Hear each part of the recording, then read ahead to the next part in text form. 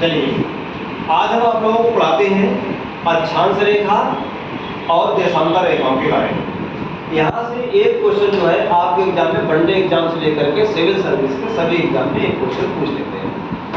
सबसे पहले पूछते हैं कि जो पृथ्वी पर बीच में जो लाइन होती है इसको क्या बोलते हैं। तो इसके कई नाम होते हैं। या एक उसको बोल देते हैं 0 डिग्री अक्षांश रेखा बोल देते हैं, 0 डिग्री अक्षांश रेखा। इसको हम भूमध्य रेखा ही बोल देते हैं, भूमध्य रेखा। इसको विषुवत रेखा ही बोलते हैं, विषुवत रेखा। इसको अंग्रेजी में इक्वेटर लाइन भी बोलते हैं, इक्वेटर लाइन। ठीक, 23.5 डिग्री नॉर्थ में होती है उसको कैंसर लाइन बोलते हैं, 23.5 डिग्री साउथ होती है उसको कैप्रिकॉर्न लाइन बोलते हैं, अर्थात इसको बोलते हैं कर्क रेखा, इसको बोलते हैं मकर रेखा। फिर 66.5 डिग्री, 66.5 डिग्री साउथ, इसको बोलते हैं हम आर्कटिक वृत्त, आर्कटिक वृत्त। और 66.5 डिग्री जो नॉर्थ होती है उसको बोलते हैं अंटार्कटिका वृत्त। ठीक है ना।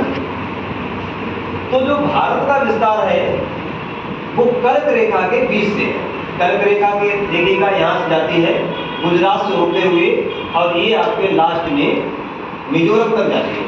गुजरात, राजस्थान, मध्य प्रदेश, छत्तीसगढ़, झारखंड, पश्चिम बंगाल और फिर आपकी ये त्रिपुरा और मिजोरम तक जाती है। इस प्रकार से तो कर्क रेखा भारत के 8 राज्यों से होकर के गुजरती है। ठीक, अब पृथ्वी के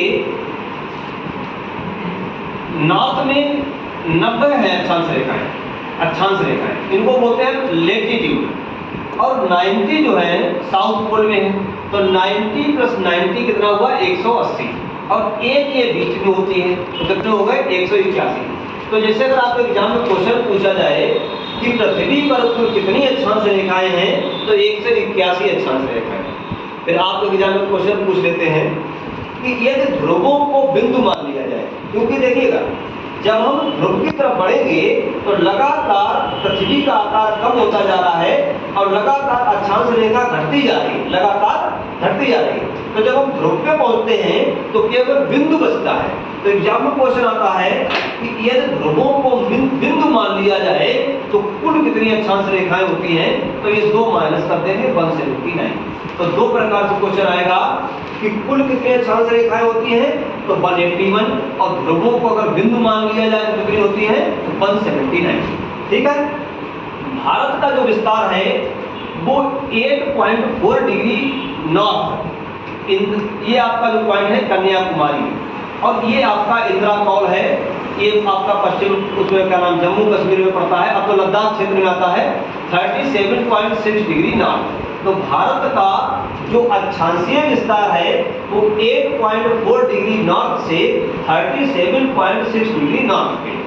लेकिन अगर एग्जाम में क्वेश्चन पूछा जाए कि भारत का दक्षिणतम बिंदु कौन सा है तो इंदिरा पॉइंट है, ये आपका निकोबार में पड़ता है, ग्रेट निकोबार।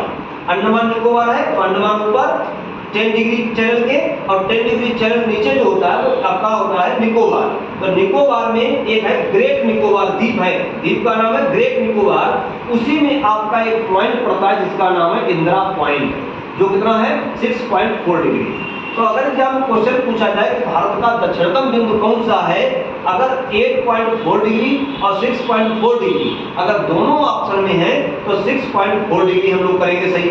अगर 6.4 डिग्री ऑप्शन में नहीं है और 8.4 डिग्री अगर है तो हमारा जो दक्षिणतम बिंदु जो है वो कौन सा है 8.4 डिग्री। तो ये तो बात हुई अक्षांश रेखा का। और फिर भारत का अक्षांशीय विस्तार। अब हम चलते हैं देशांतर रेखाओं के ऊपर, इसको हम बोलते हैं लॉन्गिट्यूड। देखिएगा ये एक प्रकार से लेटी हुई रेखाएं हैं। कैसी है? लेटी हुई, इसको बोल देते हैं लेटीट्यूड। ये खड़ी है, इसको क्या बोलते हैं लॉन्गिट्यूड। ये हम चाहे ईस्ट में जाए चाहे वेस्ट में जाए, इनका आकार बढ़ता घटता नहीं है, एक समान रहता है। एग्जाम में ध्यान रखिएगा, क्वेश्चन पूछा जाएगा देशांतर रेखाओं की लंबाई ईस्ट की तरफ जाने पर बढ़ती है कि घटती है? एक समान रहती है हमेशा, चाहे वो ईस्ट में जाए और चाहे वेस्ट में जाए। ये जो लंबाई होती है सबकी एक समान होती है, जबकि अक्षांश रेखाओं में ध्रुवों की तरफ जाने पर लंबाई घटती है। याद रखना, ध्रुवों की तरफ जाने पर लंबाई घटती है, जबकि देशांतर रेखाओं में लंबाई में कोई फर्क नहीं पड़ता है, एक समान लंबाई रहती है। ये आपकी है मानक समय रेखा, जो आपके लंदन से होकर के जाती है, जिसको मानक समय रेखा या फिर इसको हम ग्रीनविच मीन टाइम भी कहते हैं। तो ये जो है ये लंदन से होकर गुजरती है। इसके ईस्ट में 180 है और इसको मिला करके 180 इधर, तो कितनी हो गई? 360। इसमें क्या था? 90 ऊपर 90 नीचे, एक बीच में, तो हो गई आपकी 181। इसमें क्या होता है, कोई बीच में नहीं है, 360 ही है, इसमें 361 मत कर लेना, ये मत सोचना 180 इधर 180 इधर, तो हो गई 361। इसमें 360 ही है, तो टोटल लेटीट्यूड जो है वो 360 है। भारत का देशांतरीय विस्तार कितना है? तो भारत का देशांतरीय विस्तार 97.25 डिग्री ईस्ट से 68.7 डिग्री ईस्ट तक है। तो भारत का देशांतरीय विस्तार कितना है? तो 97.25 से 68.7 डिग्री ईस्ट तक।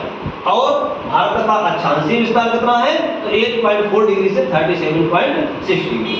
तो ये हमने आपको बताया अक्षांश रेखा और देशांतर रेखाओं के बारे में।